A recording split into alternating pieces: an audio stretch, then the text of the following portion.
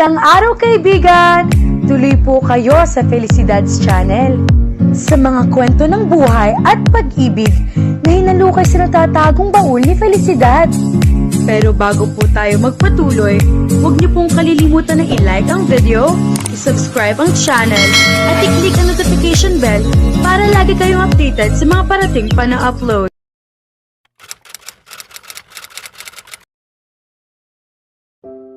Pumasok si Andrea at ang kanyang ina sa isang marangyang restoran. Kinausap ng kanyang ina ang isang waiter. Iginya sila sa isang mesa. Sa malayo pa lamang ay napansin niya ang isang lalaking nakasuot ng kulay baby blue na polo at umiinom ng alak sa isang kopita. Nang mapatingin ito sa kanilang paglapit, agad itong tumayo at pinlansa gamit ang palad ang kanyang polo.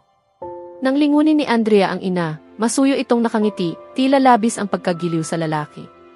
Walang duda, iyon ang arkitekto na sinasabi ng kanyang ina na kanilang makikilala ngayong gabi. Pinigilan ni Andrea ang pagtirik ng mga mata. Pinipilit niyang isipin na may plano talaga ang kanyang ina kung bakit isinama siya sa hapunang ito sa arkitekto. Hindi niya inaasahan na bata pa pala ang naturang arkitekto at gwapo rin. Magandang gabi po, bati ng lalaki sa kanila, bahagya pang yumuko at hinagkan ang likod ng palad ng kanyang ina. Magandang gabi rin po, Ginoo, ganting bati ng mommy niya na may taas noo at tiwala sa sarili. Ito ang aking anak na babae, si Andrea. Andrea, siya si Architect Misael Ronquillo. Nang bumaling sa kanya ang lalaki, bahagya siyang nagulat, tumingin ito sa kanya na para bang kilala siya. Tinitigan siya ng lalaki, parang naghihintay ng kanyang reaksyon. Pagkatapos ay kumislap ang mga mata nito at mumiti. Tumikhim ang kanyang ina. Para bang ngayon lang nagising ang lalaki. Patawarin ninyo ang aking kabastusan, ginang, yumuko ito at kinuha ang kamay ni Andrea.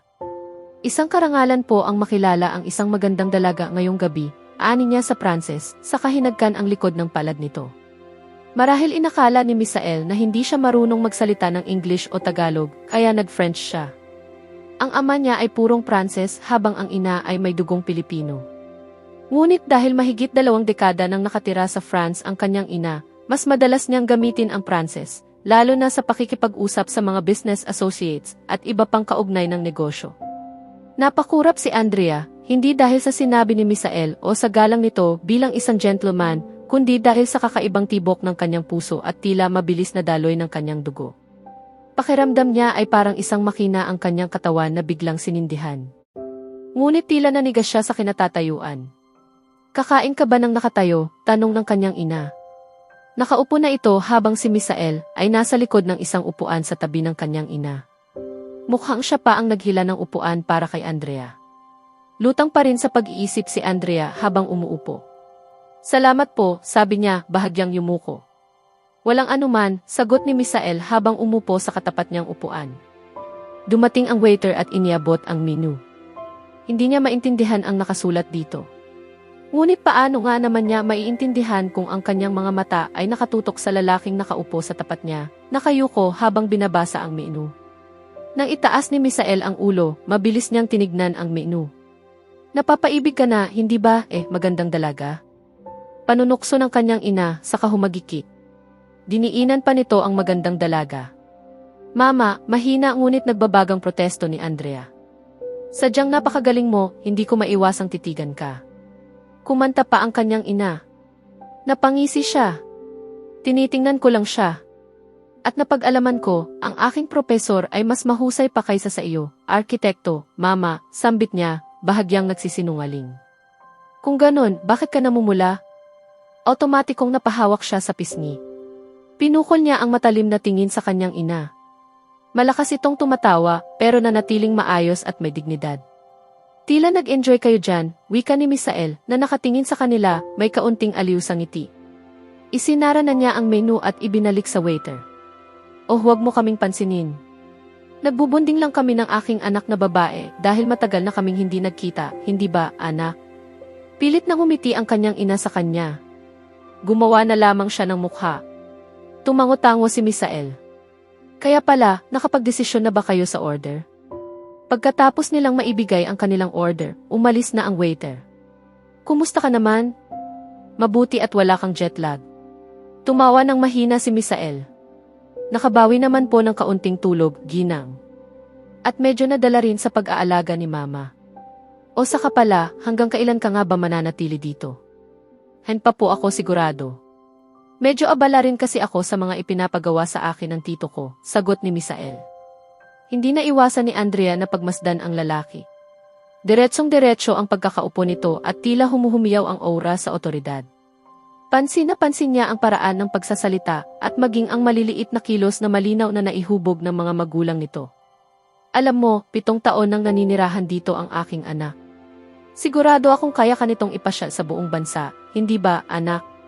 Ninitian siya ng matamis ng ina, pasimpleng siniko. Ah, oo, tama po, sagot niya nang wala sa sarili. Hello, inay, Pilipino siya at ako'y kalahating Pranses. Hindi kaya mas alam pa niya ang sarili niyang bansa kaysa sa akin. Parang tumigil ang pag-ikot ng mundo at bumilis ang oras, pakiramdam ni Andrea, sumikat agad ang araw nang ngumiti sa kanya ang lalaki na ipinakita ang perpektong puting ipin. Habang patuloy ang pag-uusap ng dalawa, o mas tamang sabihing ang pagkukwento ng kanyang ina, hindi na niya maalis ang tingin kay Misael. Pilit man niyang alisin ang tingin sa binata, natagpuan na lamang niya ang sarili na muling humahanga sa mukha nito at maging sa bawat maliliit na kilos.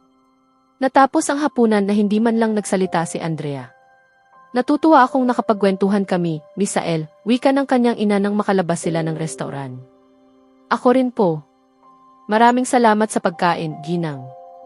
Mag-ingat po kayo sa pag-uwi, paalam ni Misael, na inihatid pa sila hanggang sa sasakyan nila, kung saan binuksan ng driver ng kanyang ina ang pinto sa likod para sa kanila. Sumakay ang kanyang ina at kumaway kay Misael. Ikaw rin. At isang karangalan po ang makilala kayo, binibini, nakangiting wika ng lalaki habang bumaling sa kanya. Tinanguan lamang niya ito at saka sumakay rin. Hanggang sa makaalis ang sasakyan nila, hindi pa rin maalis-alis ang tingin ng kanyang ina sa lalaki na nanatili sa kinatatayuan at pinagmamasdang lumalayo ang sasakyan. Umayo sa pagkakaupo ang kanyang ina at bumuntong hininga. Gwapo ang lalaki, hindi ba? Hindi kumibo si Andrea. Itinuon lamang niya ang tingin sa labas ng bintana. Galit ka ba? Sino ba ang hindi magagalit? Ang sabi mo, business meeting iyon. Ang sabi mo, sumama ako sa iyo para matutunan ko ang pasikot-sikot sa kumpanya. Kahit hindi ko alam kung ano ang kinalaman ng arkitek na iyon sa fashion industry, sinunod kita, at sa huli, wala rin pala itong kabuluhan kundi mga personal na bagay. At hindi pa kasama ang ilang beses mong pagtatangkang ipakilala sa akin ang arkitek na iyon, halos ipagtulakan mo na lang ako sa kanya at makipagtawaran parang produktong ibinebenta sa Divisoria. Litanya ni Andrea, halatang nainis. O magandang ang ideya yan. Siguro, susubukan ko iyon sa susunod, nakangiting tugon ng kanyang ina. Mama! Ngunit hindi nagpakita ng pagbabago ang mukha ng kanyang ina. Ano, gwapo naman siya, alam kong magugustuhan mo. Talaga, mama. Anong balak mo? Hindi ito tungkol sa negosyo, alam ko na. Sabihin mo na ng malinaw, diretsahang wika niya. Nakilala ko siya sa France. Kilalang-kilala siya doon, at sa palagay ko ay bagay siya sa iyo bilang iyong kasintahan o maging asawa. Siya, magiging asawa ko. Lumabas din ang totoo. Ipinakikilala mo nga siya sa akin. Ikaw na lang ang makipag-date sa kanya, wika ng ina. Andrea.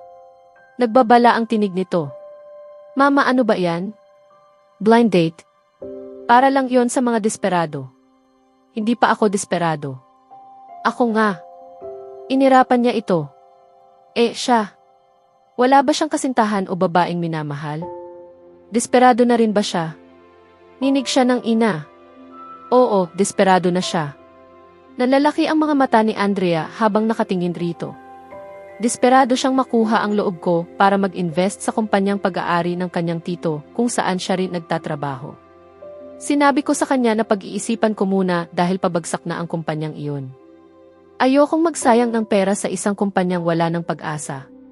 Ngunit sa kabilang banda, magaling ang arkitek na iyon at magagamit natin ang kanyang talento. Kapag naging bahagi na siya ng kumpanya natin, makakakuha tayo ng malaking pag-unlad sa fashion industry. Hindi ko maintindihan kung ano ang magagawa ng isang arkitek sa fashion industry. Bakit hindi mo na lang siya kunin sa kumpanya ng kanyang tito? Kung pabagsak na naman pala iyon, hayaan mo na lang bumagsak, suhestyon niya. Magandang ideya nga, anak, maliban na lang sa ang katotohanan na mahal ni Misael ang kumpanyang iyon at hindi raw niya iiwan kahit ano pa ang mangyari. Kaya ang tanging paraan para mapasama siya sa akin ay gawing bahagi siya ng pamilya. Naiintindihan ko na, inay.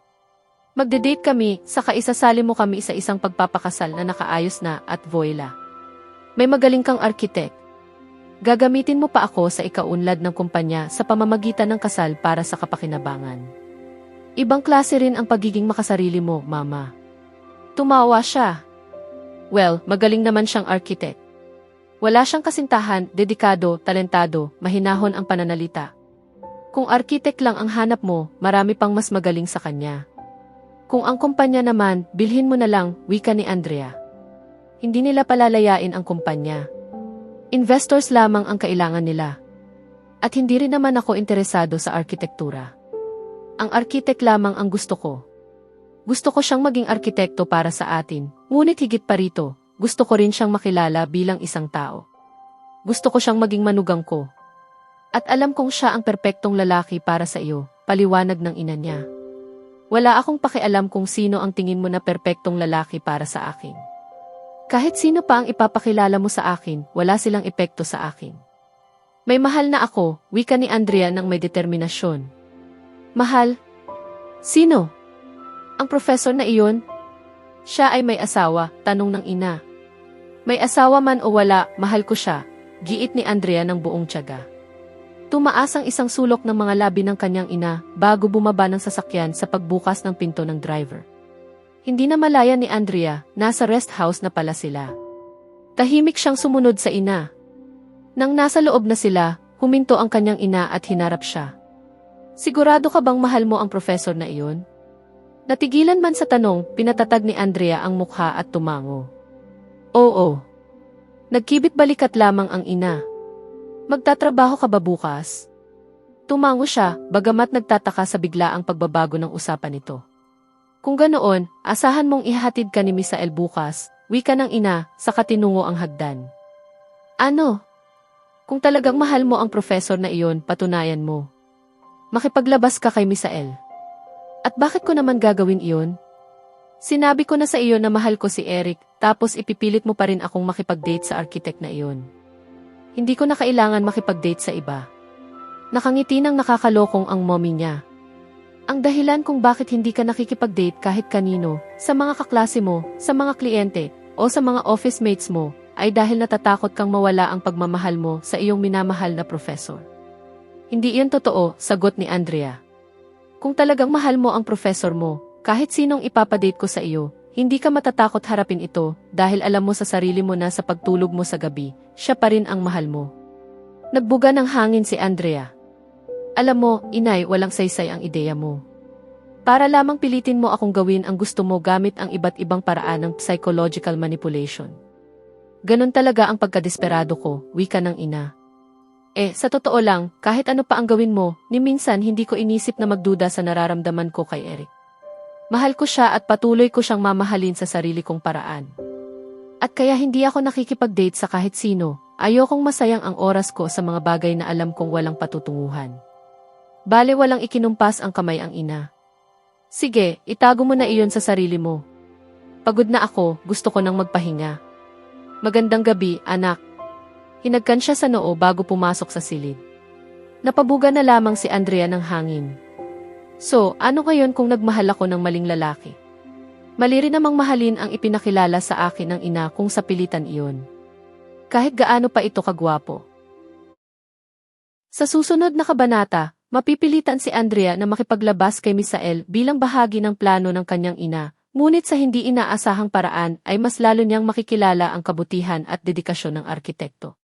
Kasabay nito, unti-unting mabubunyag ang tensyon sa pagitan ng puso ni Andrea at ng kanyang damdamin para kay Eric na magdudulot ng mahirap na pagpili at emosyonal na paglalakbay.